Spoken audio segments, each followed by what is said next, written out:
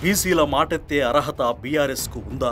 బీసీలకు ఉన్న రిజర్వేషన్లు తగ్గించిందే బీఆర్ఎస్. బీసీ కుల గణనను బహిష్కరించిన కేసీఆర్ కుటుంబం, బీసీ నేతలను జైలుకు పంపిన చరిత్ర బీఆర్ఎస్ ప్రభుత్వానిది.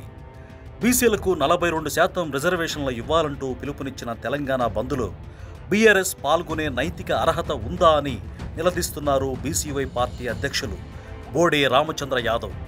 స్థానిక సంస్థల ఎన్నికల్లో బీసీలకు 34% రిజర్వేషన్లు ఉంటే 2018లో పనిమాల చట్ట సవరణ చేసి ఆ కోటాను 22%కి పరిమితం చేసింది అప్పటి ముఖ్యమంత్రి కేసీఆర్ కాదా అని ప్రశ్నిస్తున్నారు బోడే రామచంద్ర యాదవ్.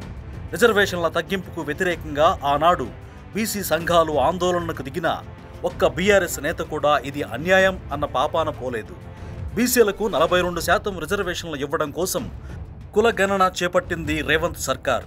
కనీసం ఆ కుల గణనలోనూ పాల్గొనకుండా దూరంగా ఉండిపోయింది కేసీఆర్ కుటుంబం కాదా అని ప్రశ్నిస్తోంది భారత చైతన్య యువజన పార్టీ.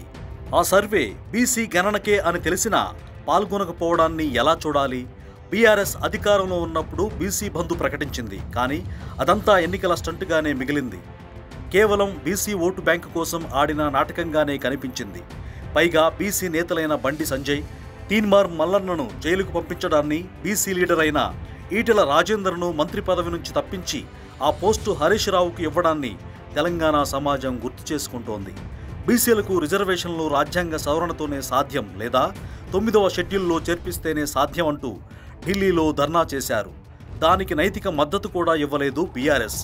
అలాంటిది బీసీ బంద్కు ఎలా మద్దతు ఇస్తోందని ప్రశ్నిస్తోంది బీసీవై పార్టీ.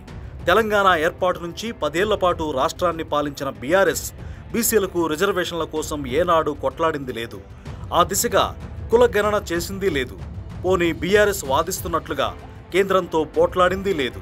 ఇప్పుడు బీసీ రిజర్వేషన్ల అంశం రాజకీయ అంశంగా మారడంతో బీసీ బంద్కు తాము కూడా మద్దతిస్తున్నామని చెప్పడం పచ్చి రాజకీయ అవకాశవాదమేనంటున్నారు బీసీవై పార్టీ అధ్యక్షులు బోడే రామచంద్ర యాదవ్.